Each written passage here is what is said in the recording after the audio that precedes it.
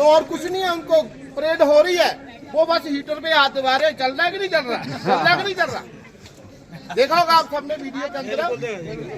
तो भाई अभी वो हीटर कहाँ से चलेगा, बिजली बोर्ड वालों को कुछ दोगे तभी चलेगा ना।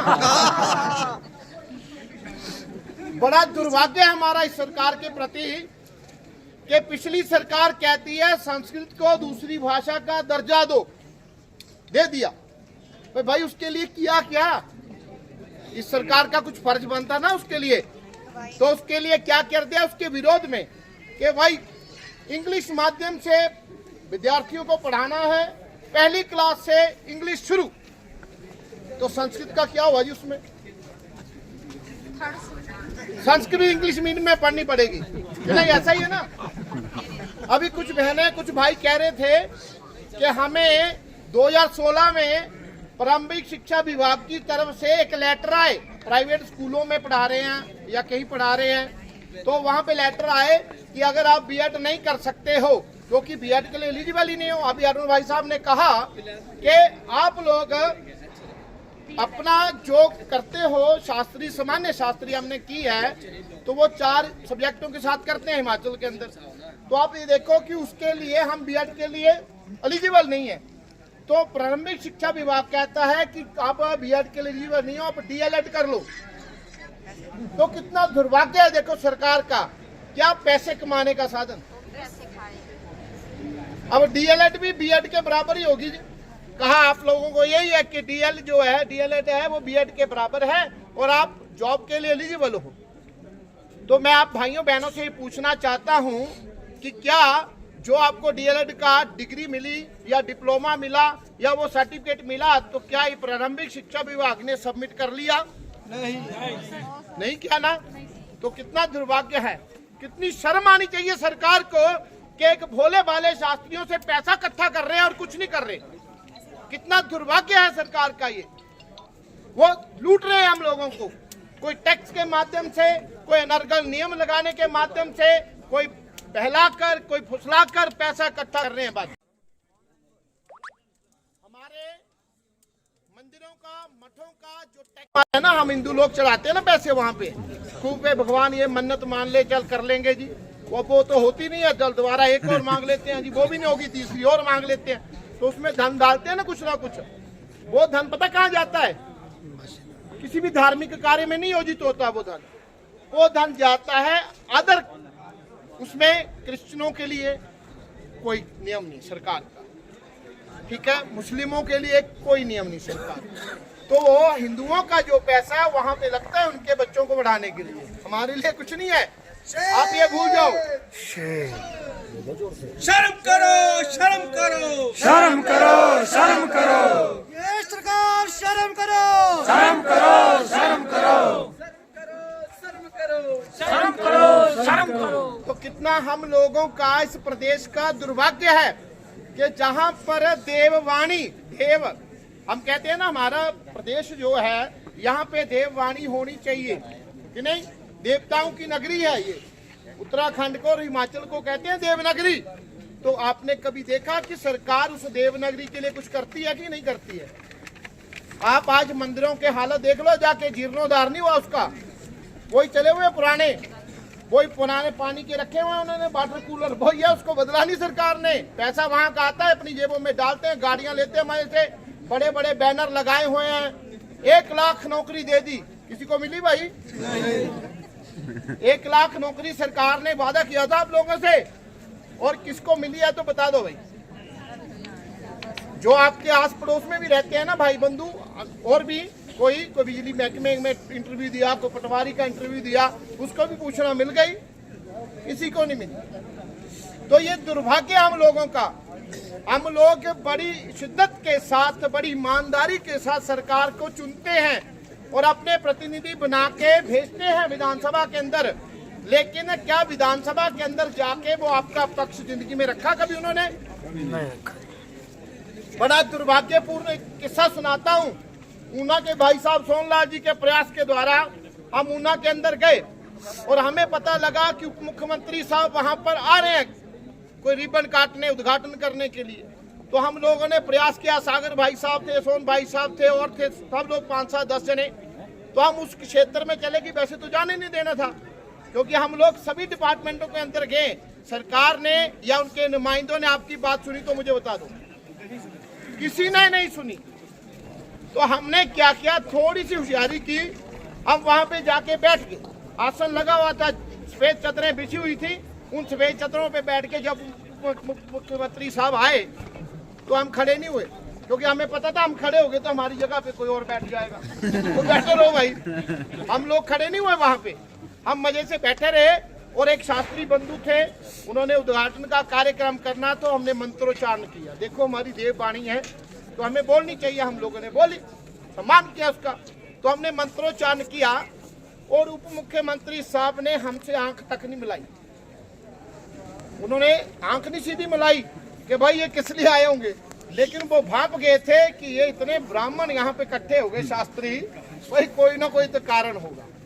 तो आप ये देखिए, बड़ी शर्मनाक, उप मुख्यमंत्री साहब की बात सुना रहा हूं आपको, शर्मनाक ये कि जब उनसे मिलने का मौका हुआ, वहां खड़े हुए, तो उन्होंने कहा कि हम जी कुछ ये आए हैं हमारे सहयोगी लोग, इनसे फोटो खिंचवाते हैं, उसके बाद शास्त्रियों से बात करते हैं। तो उन्होंने उनके साथ फोटो खिंचवाई। अब शास्त्रियों की बारी आई तो मैंने ज्ञापन निकाला, दिया। तो मुझसे पूछा क्या है, मैंने कहा आपको पता नहीं है आजकल शास्त्रियों के साथ अत्याचार हो रहा है। किसने किया? बड़ा दुर्भाग्यपूर्ण बात। देखो आप देखो, कैबिनेट के अंदर उप मुख्यमंत्री होने के बावजूद उनको पता ही नहीं क्या हो रहा है। चुप मुख्यमंत्री, वो बीजेपी वाले कह रहे हैं चुप मुख्यमंत्री है वो।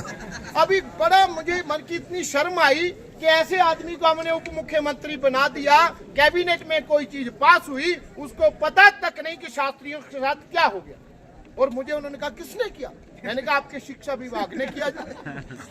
अब उन्होंने किया होगा ना, शिक्षा विभाग ने किया। अच्छा, मैं इस पे बात, अब ये देखिए, या तो देखो उनको वाकई में नहीं पता होगा, दो चीजें हैं, या तो कांग्रेस सरकार उनको वही जो बीजेपी वाले बोल रहे हैं चुप मुख्यमंत्री बना दिया, भाई तू चुप शांत रह, तूने बोलना ही। या तो देखो ये बात सत्य हो सकती है, या दूसरी बात यह है कि उनको जानकारी नहीं है कैबिनेट में क्या कुछ हो रहा है, हमारे उप मुख्यमंत्री साहब को पता ही नहीं है, और उसके बाद बिल्कुल वो मुकर गए। आप ये देखिए, जितने भी कांग्रेस के विधायक हैं, आप उनके पास सब लोग गए होंगे, क्या उन्होंने, किसी ने भी मंत्री ने हामी नहीं भरी कि मुझे पता है। अच्छा ये हो गया, कैसे हुआ, कमाल है। कोई तरीका होता है बात करने का भाई, ये क्या मतलब हुआ, कैसे हो गया। और मुख्यमंत्री साहब की बात सुन लो आप, हम उनके कार्य क्षेत्र में, उनके जन्मस्थली के ऊपर गए, सेरा के अंदर। हमीरपुर वाले भाई साहबों ने आग्रह किया, सुनील जी ने, कि भाई साहब आपको आना पड़ेगा। हमने कहा ठीक है भाई, अब संस्कृति की रक्षा के लिए सब जगह जाना पड़ेगा, और आपको भी जाना पड़ेगा, आप भी तैयार हो जाओ। अगर गर्दनें भी कटवानी पड़े ना संस्कृति को बचाने के लिए, तो समझो शहीद हो गए संस्कृति के लिए। शास्त्रियों का हो सम्मान, हो सम्मान, हो सम्मान, देववाणी का हो सम्मान, हो सम्मान, हो सम्मान। सुखू सरकार होश में आए, होश में आए, होश में आए, सुखू सरकार होश में आए, होश में आए, होश में आए, सुखू सरकार होश में आओ, होश में आओ, होश में आओ। तो मैं आप सबसे यही कहना चाहता हूं कि हम लोग सरकार को तो बोल रहे हैं होश में आओ, लेकिन आपको भी थोड़ा सा होश में आना पड़ेगा। युद्ध कुंभकर्ण की निद्रा से अभी उठे हो ना जी, अब थोड़ा सा और जागृत होना पड़ेगा। जागृत ऐसे होना पड़ेगा, हम चुपचाप अपने घरों में बैठे हुए हैं तो कोई नहीं, सरकार कर रही है, हो जाएगा, कोई बात नहीं, सबके साथ हो रहा है। ऐसा नहीं है भाई। आपने कभी देखा बिना रोए माँ दूध नहीं पिलाती? तो ये तो सरकार है जिसके हमारा कोई लेना देना नहीं है, कोई ब्लड का रिलेशन नहीं है सरकार के साथ। है किसी के साथ तो बताओ, इसके साथ नहीं है ना। तो हमारा मामा चाचा तो नहीं बैठा कैबिनेट के अंदर, तो जब नहीं है तो क्यों सुनेंगे भाई आपकी वो, ठीक है ना जी, वो आपकी बात नहीं सुनेंगे। तो मेरा मुख्य कारण ये आप लोगों से कहने का कि आप जाग जाओ, अपने हक के लिए लड़ रहे हो, और अपने क्षेत्र में आप सब कोई ना कोई पूजा पाठ कर रहे हैं, कोई कर्मकांडी है, कितने कितने आपके जजमान हैं, तो उन जजमानों को जागृत करो कि हमारी संस्कृति के खिलाफ कांग्रेस सरकार ये सारा कुछ कर रही है, विरोधाभास, उसका बहिष्कार करो। और अभी जो इलेक्शन आ रहे हैं ना आगे, अभी जो इलेक्शन आ रहे हैं ना, जो भी प्रतिनिधि आपके घरों में आएगा और आपके जजमानों के घरों में आएगा, जागृत करो अपने अपने इलाके में जाकर के और उनको बोलो कि जब कोई आए, कोई ना कोई तो आएगा ना जी प्रतिनिधि बन के, जब आए उसको बोलना भाई +2 की डिग्री में 75% चाहिए, ठीक है जी। उसके बाद नहीं, बीएड इनके लिए नहीं होती ना, राज्य इनके लिए नहीं होती, लेकिन डिग्री में 75%। बीएड के लिए नहीं चाहिए इनको ना, 75% +2 में चाहिए, 75% 10वीं में चाहिए और 75% बीए में चाहिए। अगर आपने गुणवत्ता राज्य की गुणवत्ता बढ़ानी है, ठीक है, राज्य सरकार की गुणवत्ता बढ़ानी है, ठीक है, और आपने इनके लिए टैट भी लगाओ। नहीं, टैट के लिए क्षमा कर देते हैं, टैट हम ही दे लेंगे, उनको मत लगाओ। MA political 75%। हाँ, उनको पॉलिटिकल का, देखो सिंपल, बहुत बढ़िया बात कही, उनको पॉलिटिकल साइंस का ज्ञान होना चाहिए कि राजनीति कैसे की जाती है, उनको करने का तरीका ही नहीं पता। आपको जैसे मेरा मुख्यमंत्री साहब मुंह छुपा के बैठ गए, मुख्यमंत्री साहब तो हमें सुनील भाई साहब ने हमीरपुर क्षेत्र में बुलाया, हम लोग गए, कितना दुर्भाग्य है कि हम लोग गए, हमारे साथ हजारों लोग थे वहां पर। आप ये देखो, वो आए, अंदर गए कमरे के अंदर और बाहर जानकारी ली सीआईडी के माध्यम से कौन कौन आया हुआ है। तो भाई साहब ये तो शास्त्री भी आए हैं मुर्दाबाद के लिए। अच्छा, अगर मुर्दाबाद के लिए आए तो भाई मैं बीमार हूँ। बाहर संदेशा आया कि मुख्यमंत्री साहब बीमार हो गए और ये कल सुबह मिलेंगे स्वस्थ होने के बाद। अब भाई साहब 4000 5000 लोग वहां पे बुला लिया ठंड में, अब वो कहाँ जाएंगे? कोई बेचारे चंबा से आए, कोई कांगड़ा से आए उनसे मिलने के लिए। कितना दुर्भाग्य है, हमारा मुख्यमंत्री ऐसा है जिसको किसी की कदर नहीं, सिर्फ तुक्के के साथ राजपाट मिल गया। तुक्का ही है ना, दावेदारी तो थी नहीं, तुक्के के साथ राजपाट मिल गया। और यहाँ पे आके देखो उन्होंने कितनी दोगली नीति खेली। आज मेरा ये वाक्य उनके प्रति ना होता, अगले वो दोगली नीति ना खेलते। दोहरी नीति नहीं चलेगी, नहीं चलेगी, नहीं चलेगी, दोहरी नीति नहीं चलेगी, नहीं चलेगी, नहीं चलेगी। सुक्खू सरकार होश में आओ, होश में आओ, होश में आओ, प्रदेश सरकार होश में आओ, होश में आओ, होश में आओ, सुक्खू सरकार होश में आओ, होश में आओ, होश में आओ।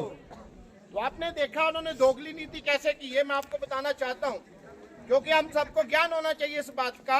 उन्होंने क्या किया, देखा कि अभी विधानसभा का सत्र शुरू होने वाला धर्मशाला के अंदर, तो भाई को विपक्ष ने आवाज उठाए, तो उन्होंने क्या किया, हमारी भर्तियां स्थगित कर दी। ठीक है, कि शास्त्रीय भर्ती अभी भाई इसके लिए काउंसलिंग मत करो, रुक जाओ, विचार करेंगे। जैसे विचार तो ऐसे उन्होंने बोला था हम सबके मन में, और हम सबने मेरा ख्याल शायद उनको प्रशंसा पत्र भी भेजे थे कि सुक्खू सरकार हमारी सरकार है जी, सुक्खू जी ने हमारे बारे में सोचा। हम सबने धन्यवाद किया उनको, मीडिया के माध्यम से धन्यवाद किया, लेकिन उसका असर क्या हुआ आपने देखा। विधानसभा के अंदर विपक्ष ने वो आवाज नहीं उठाई हमारे वाली, और क्या हुआ, विधानसभा सत्र खत्म हुआ और अगले ही दिन काउंसलिंग शुरू करो जी। तो इट मीन क्या हुआ, शास्त्रियों के साथ धोखा, दोगली नीति। शास्त्रियों पर अत्याचार बंद करो, बंद करो, बंद करो, शास्त्रियों पर अत्याचार बंद करो, बंद करो, बंद करो। मैं ये नहीं कहता हूं कि हम उस नियम को नहीं अपनाना चाहते, सरकार एक तरीके से नियम लगाए ना, ऐसा नहीं है कि हम गुणवत्ता, शिक्षा की गुणवत्ता नहीं चाहते, तो आप करो ना, कोई दिक्कत नहीं है। आप हमें एक तरीका तो बताओ। आप ये देखो कि अगर हम लोगों ने शास्त्री की 2012 के अंदर एक RNP रूल बना, संशोधन किया रूल का, जो पुराना रूल था 1973 का, वो संशोधन करके 2012 के अंदर पब्लिश हुआ। और पब्लिश होने के बाद उसमें क्या लिखा गया कि शास्त्री जो पहले, उसके पहले 45% हुआ करते थे, लेकिन क्या किया, 50% अंक और टेट क्वालिफाई होना चाहिए। तो देखिए, मैं सरकार से एक बात पूछना चाहता हूं कि सरकार ने उस समय अगर ये RNP रूल बनाए, तो क्या उसमें वो उनको दिमाग में नहीं आया कि हमने BEd भी लगानी है साथ में? भाई उन्होंने RNP रूल जो बनाए हैं ना, NCT के माध्यम से ही बनाए हैं, NCT को बता के ही बनाए हैं। और आपको सही में बता दूं, NCT के कुछ अधिकारियों से मेरी बात हुई, तो उन्होंने सिंपल सा मुझे एक लेटर भेजा और उस लेटर में पता क्या लिखा हुआ है?